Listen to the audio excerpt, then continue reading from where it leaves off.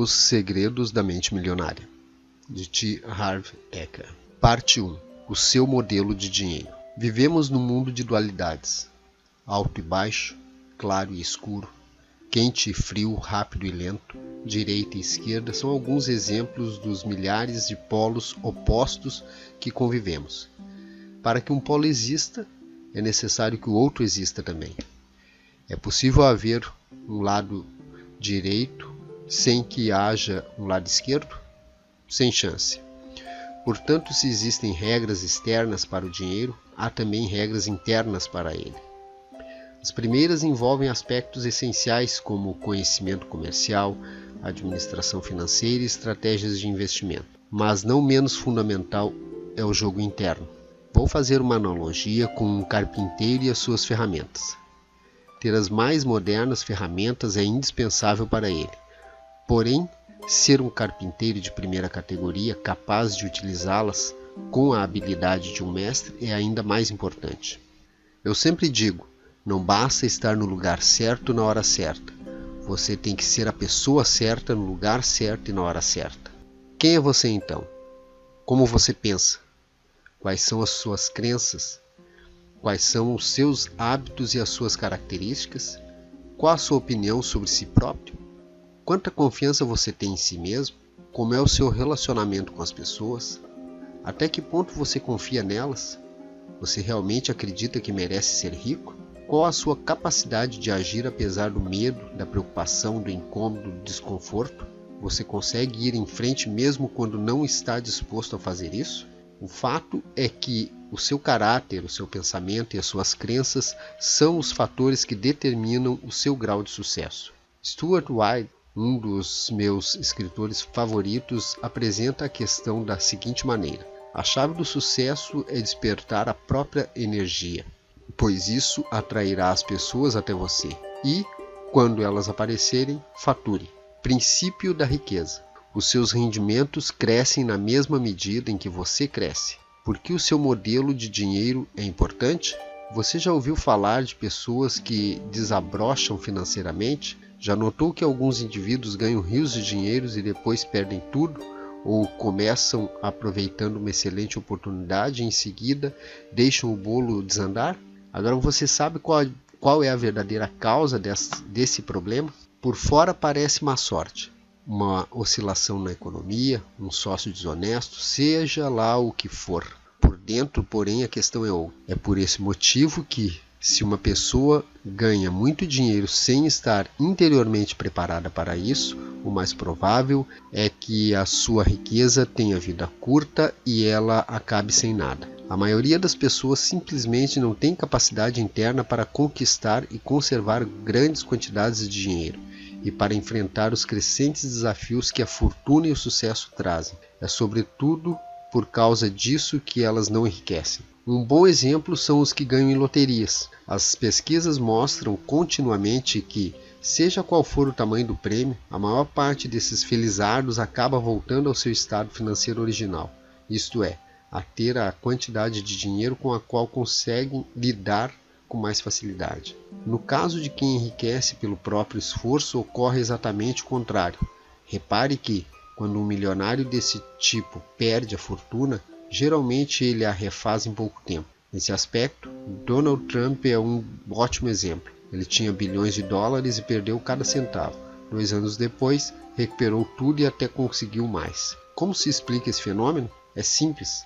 Pessoas assim podem perder todo o dinheiro que possuem, mas jamais perdem o ingrediente mais importante do seu sucesso: a mente milionária. No caso de Trump, a sua mente bilionária, é claro.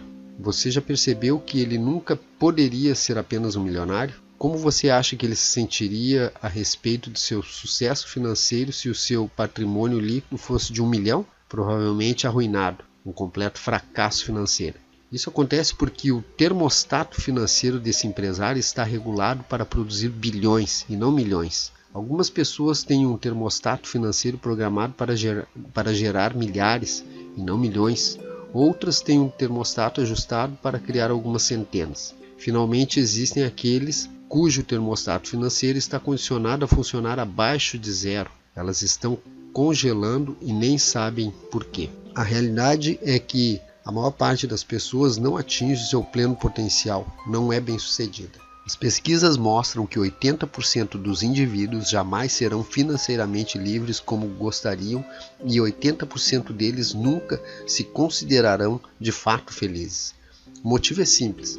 As pessoas, na maioria, agem de forma inconsciente, quase dormem no ponto. Trabalham e pensam num plano superficial da vida, baseadas somente no que vem. Elas vivem estritamente no mundo visível. As raízes geram os frutos. Imagine uma árvore. Suponha que seja a árvore da vida. Nela há frutos. Na vida, os frutos são os nossos resultados.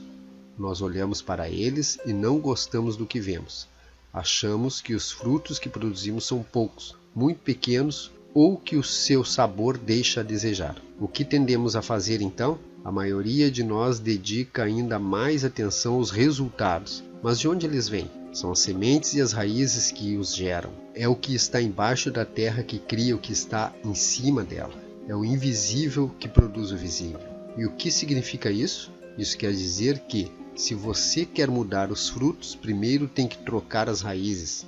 Quando deseja alterar o que está visível, antes deve modificar o que está invisível. Princípio da riqueza. Se você quer mudar os frutos, primeiro tem que trocar as raízes. Quando desejar alterar o que está visível, antes deve modificar o que está invisível. Algumas pessoas dizem que é necessário ver para crer. A pergunta que tenho para elas é: por que você paga a conta da luz? Mesmo não vendo a eletricidade, você com certeza percebe e utiliza o poder que ela tem. Se não estiver muito certo acerca de sua existência, experimente colocar o dedo na tomada. Garanto que a sua dúvida desaparecerá imediatamente. Aprendi com a experiência que as coisas que não vemos são muito mais poderosas do que as que vemos. Talvez não concorde com essa afirmação, mas tenho certeza de que você sofrerá se não aplicar esse princípio na sua vida. Por quê? Porque estará indo contra as leis da natureza que dizem que o que está embaixo do solo gera o que está em cima dele. O que é invisível cria o que é visível. Como seres humanos, não estamos acima da natureza. Somos parte dela. Portanto, quando respeitamos as suas leis e cuidamos das nossas raízes, do nosso mundo interior, a vida flui suavemente. Se não fazemos isso, viver se torna difícil. Em toda floresta, fazenda, pomar, é o que está embaixo da terra que gera o que está na superfície. Portanto, é inútil concentrarmos a atenção nos frutos que já estão maduros. Não temos como mudar aqueles que já estão pendendo dos galhos, mas podemos modificar os que ainda vão nascer. Para isso, precisamos cavar a terra e reforçar as nossas raízes. Os 4 quadrantes. Uma das coisas mais importantes que você deve entender é que não vivemos num único plano de existência. A nossa vida acontece em pelo menos 4 remos distintos. Esses 4 quadrantes são o mundo físico, o mundo mental, o mundo emocional e o mundo espiritual. O que a maioria das pessoas nunca percebe é que o reino físico é apenas uma impressão dos outros 3. Suponha que você tenha acabado de escrever uma carta no computador. Você aperta a tecla imprimir e a carta aparece na impressora. Em seguida, você examina a página e encontra um erro de digitação. Você apaga o erro, redigita a palavra corretamente, depois manda imprimir outra vez. E lá está o erro, novamente. Mas como pode ser? Afinal, você acabou de corrigi-lo. Então você apaga uma área maior. Até consulta as 300 páginas do manual chamado Corrigindo Erros de Digitação com Eficácia. Pronto, agora você tem todas as ferramentas e o conhecimento de que precisava. Aciona o comando imprimir e lá está o erro de novo. Ah, essa não. Você grita, perplexo. Não é possível. O que está acontecendo? Será que entrei na 5ª dimensão? O que está acontecendo é que o problema não pode ser corrigido na impressão, no mundo físico, mas apenas no programa, nos mundos mental, emocional e espiritual. Dinheiro é resultado, riqueza é resultado, saúde é resultado, doença é resultado, o seu peso é resultado. Vivemos num mundo de causa e efeito. Princípio da riqueza. Dinheiro é resultado, riqueza é resultado, saúde é resultado, doença é resultado, o seu peso é resultado. Vivemos num mundo de causa e efeito. Você já ouviu alguém dizer que a falta de dinheiro é um enorme problema? Na verdade, ela nunca é um problema, e sim um sintoma do que está acontecendo embaixo da terra. A falta de dinheiro é o efeito, mas onde está a causa? Ela se resume ao seguinte: a única maneira de mudar o seu mundo exterior é modificar o seu mundo interior. Quaisquer que sejam os resultados, abundantes ou escassos, bons ou maus, positivos ou negativos, lembre-se sempre de que o seu mundo exterior é apenas um reflexo do seu mundo interior. Se as coisas não vão bem na sua vida exterior, é porque não estão indo bem na sua vida interior. É simples assim. Declarações. Um poderoso segredo para a mudança. Nos seminários, uso técnicas de aprendizado acelerado. Com elas, as pessoas aprendem mais depressa a memorizarem uma quantidade maior de ensinamentos. A chave é o envolvimento. A abordagem que emprego segue o velho ditado: se você se esquece daquilo que escuta, você se lembra daquilo que vê, você entende aquilo que faz. Por isso, vou lhe pedir que, toda vez que você terminar a leitura de um princípio da riqueza, faça uma declaração verbal. Em seguida, emita outra declaração. O que é uma declaração? Uma simples afirmação positiva pronunciada enfaticamente em voz alta. Por que as declarações são uma ferramenta tão valiosa? Porque tudo o que existe é feito de uma única coisa: energia. A energia sempre viaja em frequências e vibrações. Assim, toda declaração tem uma frequência vibratória, e quando você faz uma declaração em voz alta, a energia que ela libera vibra por todas as células do seu corpo. Ela envia mensagens específicas não apenas para o universo, como também para o seu subconsciente. A diferença entre uma declaração e uma afirmação é pequena, mas, até onde sei, poderosa. A afirmação é definida como um enunciado positivo segundo o qual um objetivo que você pretende alcançar já está se concretizando.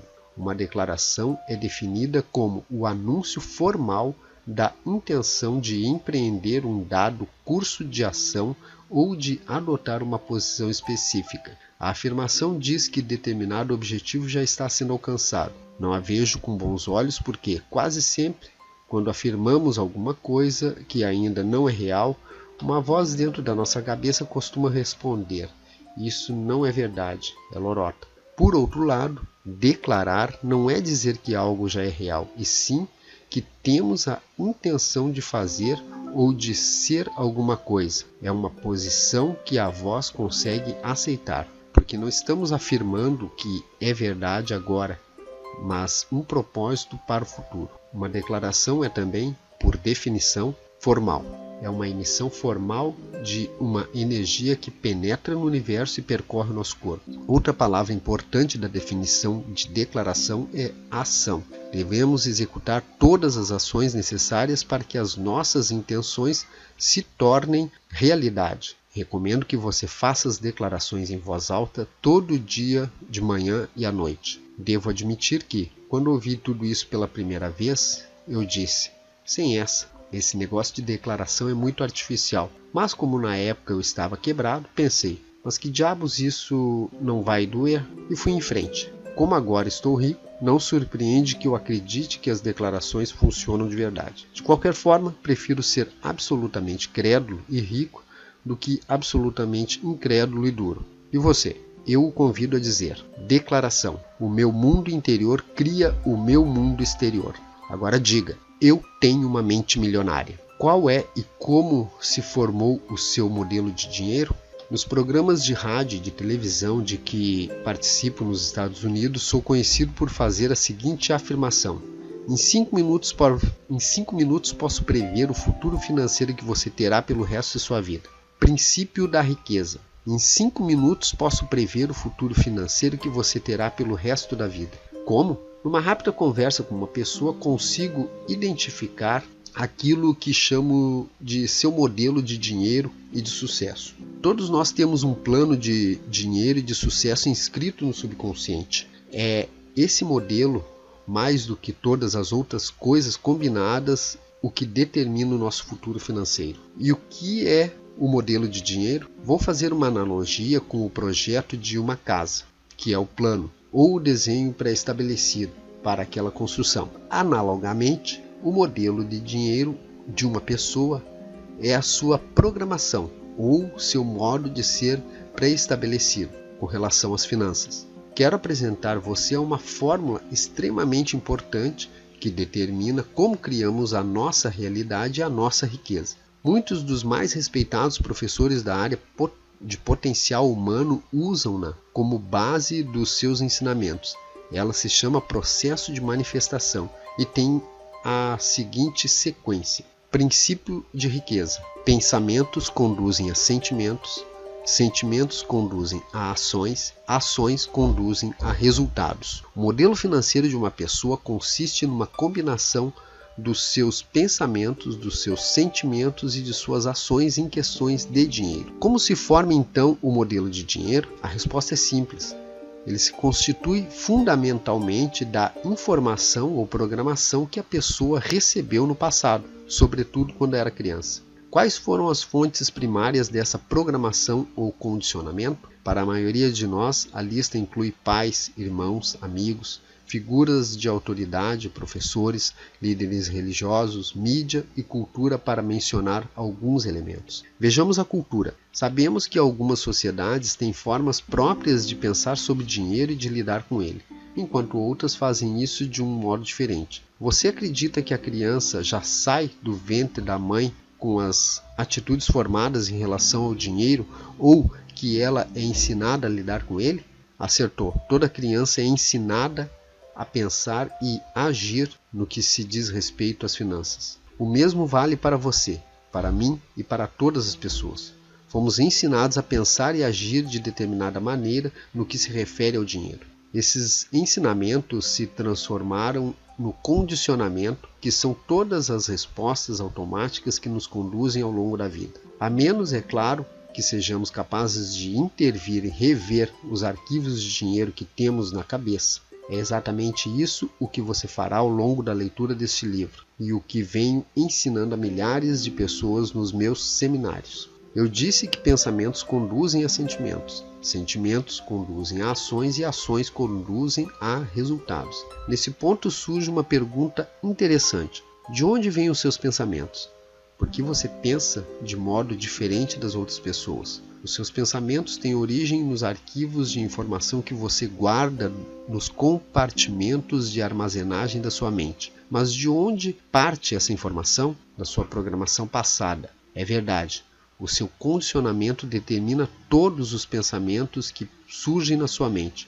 É por isso que ele costuma ser chamado de mente condicionada. Para incluir esse entendimento, o processo de manifestação pode agora ser ajustado da seguinte maneira: a sua programação conduz aos seus pensamentos. Os seus pensamentos conduzem aos seus sentimentos. Os seus sentimentos conduzem às suas ações. E as suas ações conduzem aos seus resultados. Mudando a programação, você dá o primeiro e indispensável passo para modificar os seus resultados. E como ocorre o condicionamento? Ele se estabelece de 3 maneiras principais em todos os campos da vida, inclusive no do dinheiro. Programação verbal: o que você ouvia quando era criança? Por exemplo, o que você via quando era criança? Episódios específicos: que experiências você teve quando era criança? Como é muito importante que você entenda os 3 aspectos do condicionamento, vou analisar cada um deles mais a fundo. Na parte 2, você aprenderá a se recondicionar para obter riqueza e sucesso.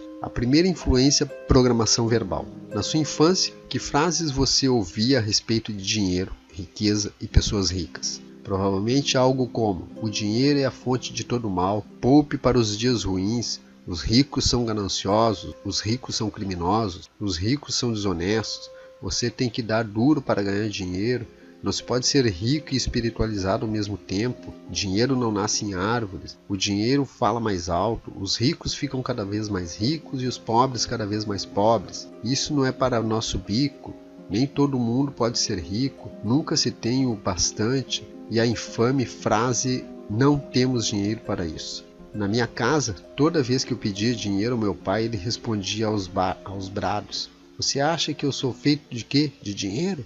Rindo eu dizia: até que seria bom. eu pegaria um braço, uma perna ou até mesmo um dedo seu. Ele nunca riu. Esse é o problema.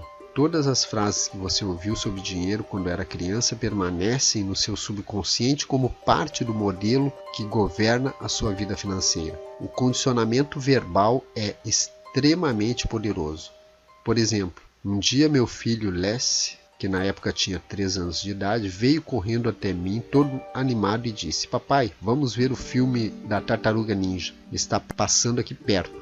Juro que não fazia a menor ideia de como aquele pingo de gente já podia ser um craque em geografia. 2 horas depois obtive a resposta ao assistir ao anúncio do filme na televisão. A chamada final dizia: "Em cartaz no cinema perto de você." Tive outro exemplo da força do condicionamento verbal por meio de um dos participantes do seminário intensivo da mente milionária. Stephen não tinha nenhum problema em ganhar dinheiro. A sua dificuldade era conservá-lo. Na época em que se inscreveu no programa, ele embolsava mais de $800 mil por ano. O mesmo resultado dos 9 anos anteriores. Apesar disso, ainda passava sufoco. Stephen dava sempre um jeito de gastar o dinheiro, emprestá-lo ou perdê-lo em maus investimentos. Fosse qual fosse a razão, seu patrimônio líquido ainda era igual a zero. Ele me contou que, quando era garoto, a sua mãe costumava dizer: "Os ricos são gananciosos, eles lucram com o suor dos pobres. A gente deve ter o suficiente para viver. Mais do que isso é cobiça." Ninguém precisa ser um Einstein para perceber o que se passava no subconsciente de Stephen. Não era de se admirar que ele estivesse quebrado, pois fora verbalmente condicionado pela mãe a acreditar que os ricos são gananciosos. Consequentemente, a sua mente ligava as pessoas ricas à ambição desmedida,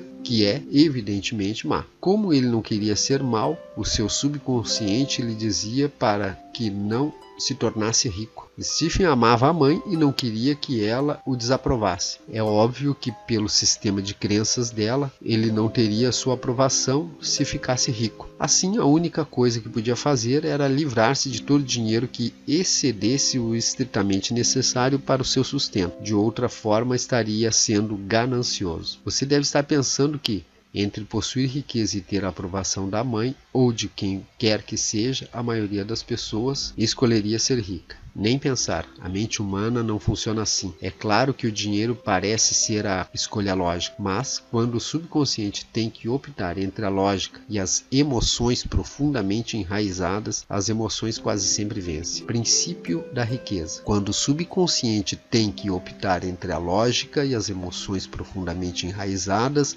as emoções quase sempre vencem. Retornando à história de Stephen, em menos de 10 minutos de curso, usando técnicas experienciais extremamente eficazes, ele conseguiu mudar o seu modelo de dinheiro de modo espetacular. Em apenas 2 anos passou de falido a milionário. No seminário, Stephen começou a compreender que essas crenças negativas eram da sua mãe e não suas, e se baseavam na programação que ela recebera no passado. Dei então um passo à frente, ajudando-o a criar uma estratégia para não perder a aprovação dela caso ficasse rico. Foi muito simples. A mãe de Stephen sempre adorou praia. Ele investiu então numa casa no Havaí, de frente para o mar. Ela vai para lá todo ano, passar o verão e se sente no céu. E ele também. Agora essa senhora considera fantástico o fato de o filho ser alguém bem-sucedido e não economiza elogios à sua generosidade. Eu mesmo, depois de um início lento, ia bem nos negócios, mas nunca chegava a ganhar dinheiro com ações. Ao tomar consciência do modo de dinheiro que possuía, lembrei-me de que, quando eu era garoto, todos os dias depois do trabalho, meu pai se sentava à mesa de jantar com um jornal, examinava as páginas do mercado de capitais e batia com o punho na mesa, reclamando: "Malditas ações." Depois ele passava a meia hora seguinte atacando a estupidez do sistema e mostrando como as pessoas podem ter mais chances de ganhar dinheiro com jogos de loteria. Agora que você já entende o poder do condicionamento verbal, consegue perceber que o porquê eu não era capaz de ganhar dinheiro com ações. Eu estava literalmente programado para fracassar, para escolher a ação errada, pelo preço errado, na hora errada. Por quê? Para validar subconscientemente um modelo de dinheiro que bradava: "Malditas ações." Tudo o que sei dizer é que, depois que arranquei essa erva daninha, tremendamente tóxica do meu jardim financeiro interno, comecei a colher os frutos. A partir do meu recondicionamento, passei a escolher ações que se valorizavam e desde então continuei a ter um admirável sucesso no mercado de capitais. Parece incrível, mas depois que a pessoa de fato compreende como o modelo de dinheiro funciona, isso faz todo sentido. Repetindo, o condicionamento do seu subconsciente determina o seu pensamento determina as suas decisões e estas determinam as suas ações, que finalmente determinam os seus resultados. São 4 os elementos-chave da mudança, todos essenciais para a reprogramação do seu modelo de dinheiro. Elas são simples, porém muito poderosas. O primeiro elemento de mudança é a conscientização. Você não pode modificar uma coisa cuja existência ignora. O segundo elemento da mudança é o entendimento. Compreendendo a origem do seu modo de pensar, você será capaz de reconhecer que ele tem que vir de fora. O terceiro elemento da mudança é a dissociação. Ao constatar que esse modo de pensar não é seu, você tem a opção de mantê-lo ou largá-lo, baseado em que você é hoje e onde quer estar amanhã. Pode observar essa maneira de pensar e vê-la como ela é. Apesar de um arquivo de informação armazenado na sua mente há muito tempo que talvez não tenha mais um pingo de verdade nem de valor para você. O quarto elemento é o recondicionamento. Iniciarei esse processo na parte 2, em que apresento os arquivos mentais que criam a riqueza.